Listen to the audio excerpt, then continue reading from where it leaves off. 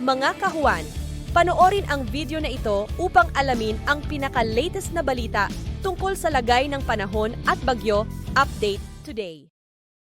Kaninang alas 3, yung low pressure area na minomonitor natin ay huling namataan sa layong 440 kilometers silangan ng Katarman, Northern Samar. Nananatili pong mababa yung tsansa nito na maging bagyo, ngunit hindi pa rin natin inaalis yung possibility na sa mga susunod na araw ay ito ay may develop at maging isang ganap na bagyo. So continuous monitoring pa rin po tayo at patuloy na magantabay sa updates na ipapalabas ng Pag-asa. At ngayong araw, itong LPA na ito ay magdudulot din ng mataas na tsansa ng mga pag-ulan, pagkidlat at pagkulog dito sa silangang bahagi ng Southern Luzon at Visayas. So pag-iingat po para sa ating mga kababayan sa posibilidad ng mga pagbaha at pagguho ng lupa. Samantala, ang southwest monsoon o habagat naman ay umiiral pa din dito sa kanlurang bahagi ng Luzon, kung saan ngayong araw ay magdudulot pa rin po ito ng mga kalat-kalat na pag-ulan, pagkidlat at pagkulog dito naman yan sa kanlurang bahagi ng northern at central Luzon. At sa nalalabing bahagi naman po ng ating bansa ngayong araw